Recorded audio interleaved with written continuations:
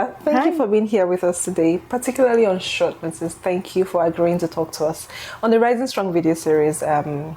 So, I'd like us to start with you telling us your full name and a little bit about yourself and your immigrant journey.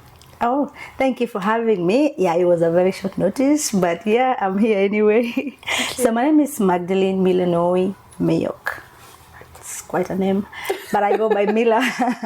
Mila is easy. Most people say Mila, but Mila is the name. Okay. I am a registered nurse. I would say a travel nurse, but I'm a registered nurse generally. So I'm from Kenya. I've been a nurse since home. I've been a nurse for like more than 5 years from back home. Okay. And then I traveled to Canada. I studied for a while, and then I got my license here, and now I practice here.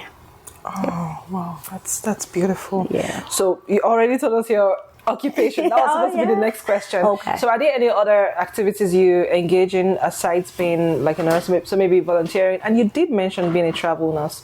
What does that mean? Oh, I do a lot of things, I would say. I'm also working with the Canadian Red Cross. I am a volunteer, mostly fast response and just responding. And if there is any situation where people need evacuation or just assistance, I do that. I'm also a social media person. I wouldn't say an influencer per se, but I do talk a lot on my social media. I do different things. I'm also just starting my real estate career. So I'm doing a lot of things at the same time. Yeah, but mostly my major part is that I'm doing my nursing right now. Oh, yeah. Okay, that's wonderful. I think you're doing so many amazing things. Thank you. And it's beautiful. Thank you. And I'm guessing that you provide your social media handles, later, and then we'll just put. Yeah. That's wonderful. Thank you. So you did mention that you were a nurse from back home, yes. And then you're also a nurse here. So I was going to ask how you would describe the relationship between your career from back home and here in Canada. We know it's the same, but how were you able to make that transition from back home? And how was it for you? All right, thank you for that. So actually, the whole journey, I would say, just from where I come from, my tradition, it's not easy for a girl to go to school. Like being a woman, you're not going, like it's, traditionally it has been taken like you're not supposed to go to school as a woman, and taking a woman to school is more like you're wasting money, you're wasting your time. I thank God for my mom because she really fought for us. So like coming all the way, going to school and becoming a nurse back home, that was a big thing for me. But then again, I wanted more. I have that spirit, like I wanted more, and I'm like, back home being a nurse is a bit of a struggle. That's when maybe we'll do a comparison. But working as an RN back home, for me, I felt it's not giving me the life that I want. I wanted it bigger for me, and I wanted to explore more and see what is out there. And also having friends who are outside the country, you would always see them posting or just living that life that you're like, I should be going somewhere, or I should be getting out of here. So then I did apply from back home. I applied here, then I came as a student, but postgraduate. Right, okay, yeah. Okay. So we have agencies that would help nursing students. You've been a nurse back home, they take you for postgraduate courses. They help you with the school admission. You come here, you study, you start your process to like get your papers here. Once you do that, then you're able to get your license. It's quite a process, but I think it teaches you patience in a lot of ways. Yes. So, I love the fact that you mentioned patience. Oh, patience. That immigrant journey requires a lot of patience. I was a very impatient person. Like I was someone. Tell me more. I couldn't be waiting for you for like a few minutes. I'm like, let's go already. But here I learned like, it's a virtue. Yes. I learned to have it by all means, and that's wonderful. Thank you for sharing all of that. Thank you. The other thing I was going to ask is that, in terms of our personal journeys in Canada and the challenges that often come with this, the journey of immigration, you talked about how making that transition from being a nurse back home and being a nurse here was a journey. It was a journey. And it taught you patience, right? Yeah. Oh, yeah. So I was wondering if you might want to share a bit more about other challenges, or maybe even deeper about that specific challenge and how you were able to navigate that journey. And if there are any resources that you found useful in the process of, going through that phase of finding your feet here as a nurse in Canada, would like you to share, please. Oh, sure. So I would say mostly coming in as a student, as an international student, I think it's the hardest. Yes. I think those are the people who really, they really have it rough, because especially if you don't have financial support from back home, like you don't have any other means of support. Personally, I did it on my own. It was hard because then you have to get a job, you have to find something to pay your bills somehow, and always having, like, coming into a new country or a foreign country, and you have that support system, that you have some people who will show you around, you have some people who will show you where to get jobs, you have some people who will help you with the movements and just getting to know your way around. That is not something that I got. So for me, my landing was not as soft as I would say for people who would come and they have that support. And I did have people. The good thing about being in school is you have people you are in the same group with. We are all new, we don't know anybody, we're all studying. So that way you guys are like in a common group and you're helping each other in that way. But we didn't have like it in a way that you're getting someone who's been here already. I did have few people that I knew, but also people are busy, people are doing their own things, and it's just that way. The system sometimes doesn't give you people who are very helpful, not like the whole Canadian system, but the friends or maybe the people you don't know yet or they're new. So then transitioning from back home to here, it wasn't an easy journey, but with patience, as I said, it teaches you a lot of patience. And then I think as Africans, or we Africans, we are so resilient. I would say. We are. We have very tough skins, and somehow I remember I had a friend back home, and she would always tell me, "You just stay there. Coming here is not an option." Are you serious? It might get bad there, but it's not as bad, because sometimes if you compare nursing back home and here, it's not like it's that bad, but it's not the same thing, right? So someone would be like, "You just stay there. It'll get better." Also having the idea or the knowledge that it's just a transitioning phase and things will get better eventually, it keeps you going, yes, I'm now a student for now, but it wouldn't go this way for long. Eventually I'll be done, eventually I'll have my license, eventually I'll be working. That kind of keeps you motivated, But yeah, generally I think that one, with the fact that I didn't want to be poor, I hate poverty. I just had to work hard. I just had to get through the whole thing. Just knowing I cannot be poor, I just don't want to be poor. That's my fear. So I had to push myself and just go, I love it. I love how candid you are in terms of I do not want to be poor. So we're currently doing watch parties for the first season of Rising Strong. And we have a coach that joins the watch parties, and it says, sometimes you don't want to do something, but when you think of your compelling reason, what's your compelling reason? So in your own case, so you don't want to be poor. No. You don't want to struggle. I don't want to be poor at all. No. And I love the fact that you mentioned that, having a group where people have similar challenges tends to be helpful. But also there's room for, that support from someone who's been here for longer, who understands where you're coming from and your unique challenges, and who is able to, walk you through that journey. But I'm sorry you didn't have that, but I'm glad you're here now and doing well for yourself. Yeah, and now you're that. I try to be as helpful as possible, because I know where I've come from and I know what it means. So anytime I see someone, that's why I have my social media too. A lot of people reach out, I'm coming, or I'm new, I just came in. I try so much to help us pass, because I needed that and I didn't get it. So I wouldn't want anyone. It's crazy. It's bad when you're doing it without having guidance. Yeah. I wish you could loud it very well for the people at the back. You said something. You said, "Now I am that." Yeah. Meaning what you didn't have at the time when you needed it. Now you have made the decision to be that person for other people. 100%. It's beautiful. I love it. Thank you for doing that. Thank you. So, in terms of the challenges, and it's very similar to what you just said, in terms of being that for other people, the challenges that new immigrants face with finding a job. People talk about being underemployed. A lot of people are unemployed. People lose their confidence. You were doing something so well back home. You knew it. You knew your onions, and then you're coming here.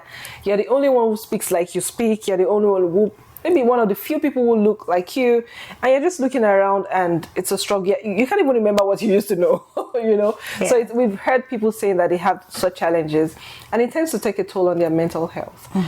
So if you happen to come across people like that, I have a feeling you do come across people like that already. So what are your most common pieces of advice for people going through things like this? That it will get better. Because it does, you know. It does get better. Yeah, because you're just transacting. Because most times you're not, yes, you come here, you're a nurse back home, you're doing your thing back home. Here you have that thing that you have to start afresh, right?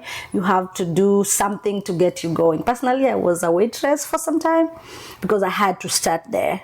So, but again, just knowing it will get better. So I will always tell someone reached me out and she was really crying. She sent me a video. I want to go back home. I can't do this anymore. I'm like, you know what? It will get better.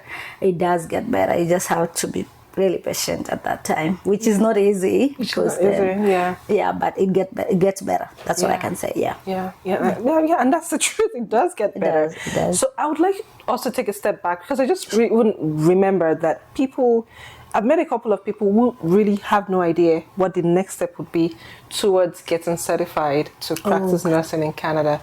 So if you could share a bit more about that, in terms of, you were a nurse back home and now you're here, you want to be a nurse. What really would be the next step? Okay. So in Canada here, most different provinces, they operate differently. Okay. And I would talk about Ontario because that's where I was registered at first, or I'm still registered. So when I came in as a student, it's like postgraduate, right? Okay. It has nothing to do with being a nurse or anything. I'm just here to buy myself time and get my license, which is a process. So first thing you do, the first thing you really do is you send your documents, like all your documents. There's this see, like the way we have the educational assessment service, the way that they tend to put your qualification and try to see how or where you compare to the Canadian experience. So when you come in as an international nurse, you'll send your documents to, it's called National Nurses Assessment Services. So you send your documents there. It takes like a whole year. No. Yeah. At some point I thought now? Mine took longer because I thought my village people were very active at that time. It was... Oh, there are village people in Kenya too? Oh, yeah, it's like they were listening. We have them in Nigeria. Because you send your documents, it takes like 3 months before your documents would like be acknowledged that you've received this. Because then you're sending it from your employer, from your previous school, And again, I'll mention the importance of not burning bridges with the people back home, because you'll have to go back to your employer back home. You need them to write a good report that you are indeed working with us, you did this well. You have to go back to your former school, you have to go back to your licensing body. So all of them will send the documents to the assessment services. So from there, then they'll take like 3 months before they say we've received your document. So you have to be calling them constantly. I remember at a point I called, I was crying because my documents went missing twice. No. That's 6 months, because they'll tell you, oh, we received it and we'll update it. Then after some time, oh, I'm sorry, we lost the document. That's why I'm like, my village people are active right now. But then I cried, and I'm like, then it's like someone is really messing up with my life, because this is my life and this is important to me. So they were really apologetic. And every time you have to send, it's like it is costing you money. Yes. And you're a student and you need that money. It was hectic, I would say, for me. But then eventually, once they're done with your papers and they've seen where you compare to, then they'll forward you to the College of Nurses of Ontario, which is the CNO. The CNO, then they'll say you are somehow comparable to maybe RN, RPN, they are registered practical nurses, which is a bit lower level, So then they will put you where you belong. And then from that time, you will now register with CNO. Another process starts. So with the CNO, then that's when you sit down and then you book your exam. But then before you do that, that's when, if there's anything missing, mind you, you have 3 years for that. Because after 3 years, your safe practice expires. You have 3 years to do everything and get your license. 3 years to get your license. There's some people who are still here right now. They don't have their license because their safe practice expired, and you have to go back home. So before COVID, you had to go back home, do like some few hours in the hospital, back home, and you have to show a flight ticket that you actually went home. Yeah, No. you did. It was that serious. You go back home, you do your hours, like I think it was 400 or 600 hours, few months actually. Then come back and now go ahead with the process. So when COVID came, they introduced it like you can practice here, get your hours, okay, then take it from there. Okay. So they like help people not to be going back home and doing that. So then after they give you, like, you compare to this, you book your exam, you pay a lot of payment, you pay in between, then you pay, then you book your exam. I would tell you for free. That's the hardest exam I've ever done in my life. Wow, really? It's like a 5 hours exam. Yeah. 5 hours. 5 hours. Should we not be worshiping Jesus? It's crazy. So people would do it as many times. You're open to do it as many times. People do. A lot of people have done it even 10 times, because you fail, you go back again. You fail, you go back again. I thank God I did once and I passed. I had a partner, kudos to my partner, who helped me with the studies, but it's not even the studies, like just studying for the exam. It's a lot, like the books, what you have to go through. I think I took like 2 months to do that. 2 months of studying. It's heavy, I would say. It's not scary, but it's something you have to put in a lot of effort. And yes, then after you do your exam, you passed. Some countries, they would ask for your English test, like, if you're from an English-speaking country, they might pass it. If you're not, you might have to do an English exam. So let me tell you the funniest part, or something that makes me feel like I should address to them, because coming from an English-speaking country, you've done the exam, the hardest exam. You've done it in English. You've been in school for 2 years here, and they still want to prove that you can actually communicate and speak in English. Most frustrating. It's frustrating. And you've submitted your work experience here. You've submitted the school experience, that you've gone to school for 2 years. You've worked here for 1 year or 2 years. You've been able to, you've worked here, so you can communicate, you can write, you can speak, you can rather communicate. And then they will still tell you, it has not really given us enough evidence that you can actually. They've done that to many people, and I know someone who really took more than 1 year, because they held her document from going, because she had to prove more that she actually can communicate. Like, it's called language proficiency. Wow. You have to prove it, and it's very frustrating, I would say. No, yeah. So once luckily mine came in like a Christmas present, because they had said I needed to prove more. I sent my documents and they said, no, I need to do an exam. And it's frustrating, because how are you studying for English? You know, how are you studying for an English exam? that you have always spoken? How do you revise for that? Really? You know? But then I had started, I was heartbroken, and I started it anyway, but I was really heartbroken. So, yeah. But before I had booked it and everything, but before I did it, then they just sent me a message that you've been qualified. It was on the 24th of December. Santa. Thank you, Santa. So yeah, as soon as that is passed, they'll give you a license. Oh, and then you can practice. Yeah, so you pay for the license, you pay to be registered in the board, the members. You pay. I just keep hearing pay. You pay a lot. And every year you have to renew. Every year you have to pay too. Really? Yeah. Then again, there is now the union that you have to pay for too every year. Wow. So it's, and when someone tells you it's a journey, good thing is now they've introduced some different ways that they're taking people from different countries, internationally trained nurses. Oh, okay. But not all the provinces. So now you have to check which province. Like I know for Nova Scotia, for example, for Alberta.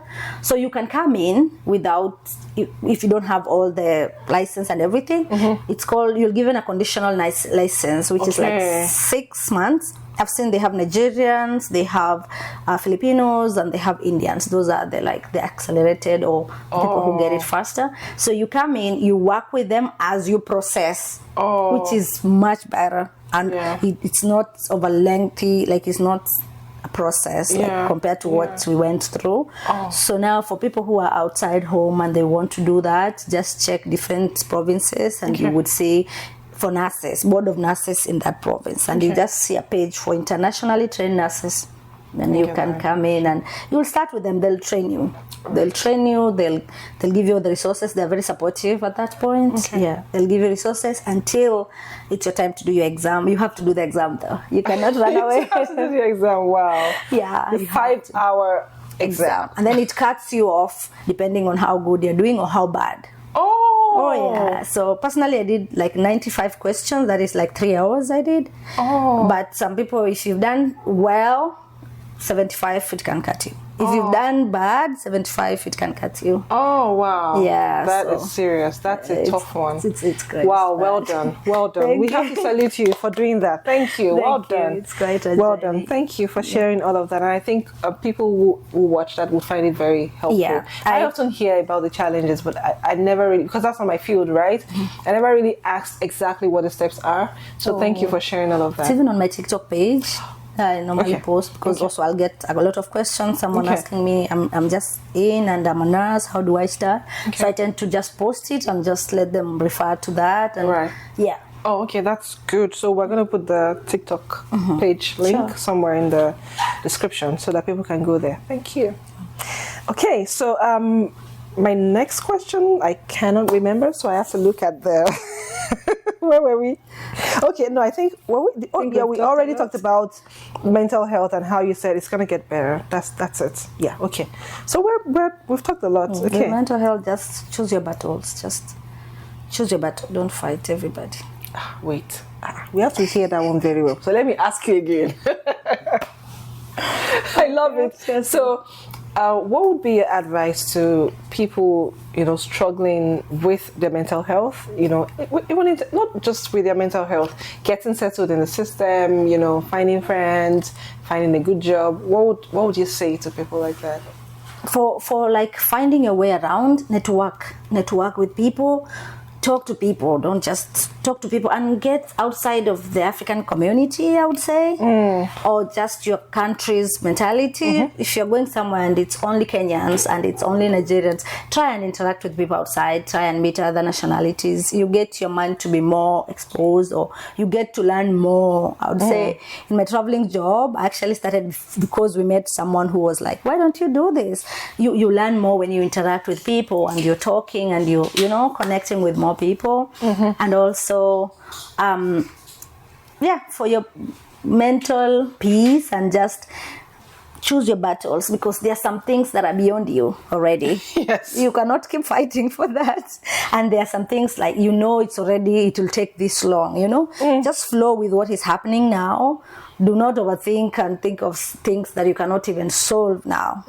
Just do what you can, do your best. If you're working and you've started to work at a place that you feel is not your place, like maybe lower than what you imagined, just do it with diligence, Yes. Just work your best. Don't do it now because it's not my position. You just do, but just do it with diligence. Sometimes you never know who is watching, That's someone might be watching and they say, "Oh, she's a good person," or he's very diligent with their work, and they may just take you from there or elevate you to something else.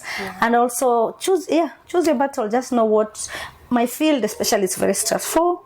You have stresses from everywhere, like patients, relatives, staff, and so there you just choose what you want to be stressed with. Like you choose your battles literally. Because every other thing will drain you. And Canada, here a lot of people are struggling with their mental health and burnouts, and you're tired physically and mentally. So just choose whatever it is that is worth getting you tired, or stressed. That's what I can say. That's good advice. Thank you for sharing that. Okay, so if we were to look back at yourself, when did you get to Canada? When did you arrive? 2019. 2019 also. Okay. So if you were to look back at yourself in 2019, what would be your advice to yourself? Keep going. Keep going. You'll be proud. A few years to come. Yes. Keep going. I'll say that. To get better, keep going. Yeah. Oh, that's beautiful. Thank you. So, we are moving on to the mystery task. And I'm hoping you pick that number. So you already know, you choose a number from 1 to 14, and you're not allowed to choose 3. Okay. Because you already know what is in 3. 1 to 14, and whatever the number says, you would have to do. Okay, so, want to pick? 7. Wow, okay. Okay. Share a favorite quote and explain why it resonates with you. I would, it's not a famous quote, it's just something from my mom. I would say, my mom would say, just be kind because it comes back to you. So that one I carry with me a lot. Right. Why does it resonate with you?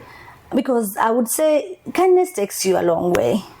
Like kindness, it takes you a long way. Like even if someone does you something wrong, just kill them with kindness. It's easy. Love it. It's easy for someone to be guilty. You know, if someone does something and you've always been kind and you're not treating them in any, you've just been kind to them, it will more haunt them than you revenging, or than you. It will haunt them more when you're just kind and you're, just kind. I just go with that for me. Yeah. And also, you don't know what someone is going through. That's true. Yeah, people have struggles, people have issues. So sometimes someone just acts in a way, in an appropriate way, just because of what they're going through. So you, in your position, in your sober mind, or just be kind, Someone might appreciate that more than just, just be kind. Yeah. That's what I go with, yeah. Thank you. That's wonderful. Thank you. Okay, so do you want to share a word of encouragement for a newcomer or even an immigrant out there? An immigrant. If you know why you came here, of course, the first thing you came here for is because you don't want to be poor. That's poverty. You don't want to be poor. You don't want to suffer, so you already know why you're here, yeah? Because it takes a lot to come from home, to leave everything or to leave everybody else and come here. You're here because you want something better for yourself, or you want to elevate yourself, or the way they say, greener pastures. So go for it. And don't enclose your mind to one thing, Be explorative, be open-minded. I think being open-minded is the key. I've seen people who are from some country, they cannot even taste food from another country. Just scream my name. Scream my name. No, please, say it again. No way. My name is Scream. I'm very unadventurous when it comes to food. But I get you. Really? Well, because I don't eat a lot of things. Even my cultural food, there's so many things I don't eat. So I'm very picky. I'm a very picky eater. Yeah. But I get your point. Yeah, try. I would eat anything as long as people are alive, they're not dying. I will try it. If it's not good, then I'll leave it. But for me, trying anything, like you bring it. So I feel, for me, myself, I would say I'm very open-minded, but I also feel some people are not. Yeah, that's true. And you come here and you see people having tattoos or whatever, and you're, oh my God, But here, then when you come here, you realize people are very open-minded. They're free-spirited and open-minded. I think it just helps you cope or get in with the system very easily when you're a bit open-minded. Yeah. Because you might look for Nigerian food and it's not there. Yes. You have to eat McDonald's or something. Yeah, it makes it easy for you to adjust and to just fit in quickly. Yeah, I would say that. So just because we're talking about food, what's your favorite dish from back home? Ugali and nyama choma. Nyama choma is like grilled meat. Okay. With with some tomatoes, onions, some veggies with guacamole, but mostly it's ugali and nyama choma, which is. And ugali is what? Ugali is like banku. Banku. Oh, that's like banku in Ghana. In right? Ghana, it's like a cornmeal. Oh, okay. I think every African country have their own ugali, just that it's different. And but you just cornmeal and it's cooked and it's then just like the banku. Like like we call it swallow in different types of swallow. Okay, that's that one now. It's our own. Nice, thank you. That meat I will not try because I don't eat meat, but I can try ugali. You don't eat meat? Try ugali. Thank you for all of that, and we've kind of come to the end. Okay, but this is the part where we're going to do the 100-second question spree. Sure. Movies, music, or games? Movie and music. Love it. What's the title of the book you're currently reading? Positive Vibes. What's your favorite Canadian fast food brand? I would say Boston Pizza. Western Pizza? Boston Pizza? Yeah, okay. One word to summarize your Canadian journey so far. Roller coaster. Roller coaster. 3 things in your mental wellness toolkit. Self-care. Peace of mind. Choosing my battle. What's one aspect of your culture you're always proud to share? The whole tradition is the whole tradition, the whole culture for me. Yeah, okay. What's one myth you'd like to debunk about Black African immigrants? That they don't like each other. It's not true. Love it. What's one resource you wish you had when you first arrived in Canada? A good support system here. What's the first thing you do in the face of challenging situations? I cried out for 5 minutes. Love it.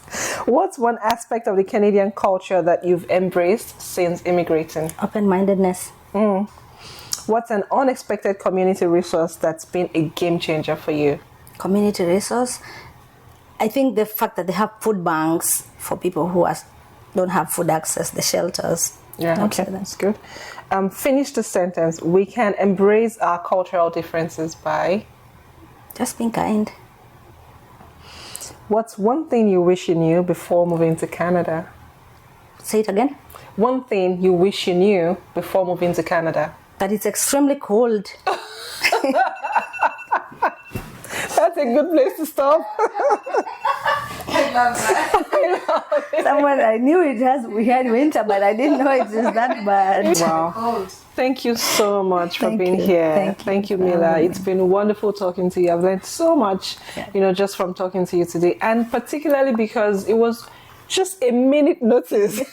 I love talking. I think that's why I was comfortable. And I think you love helping too. So, I think just knowing that this is also for the community. So thank you for being here on the Rising Strong video series with us today. It's been amazing talking to you. Yeah, I do. I enjoyed it. Yeah, and for the fact that this was it, I think I was more excited to doing it. Yeah, this is a good cause, and yeah, it's good that we are including now everybody, and we are trying to raise and bringing people up. It's good, and awareness, and it's actually a good cause. I love it. Yeah, you guys are doing amazing. Thank you. Hi guys, my name is Mila. I am a registered nurse and I'm a travel nurse and everything included. You can reach me out on TikTok at It's Milanoi. That's my TikTok handle.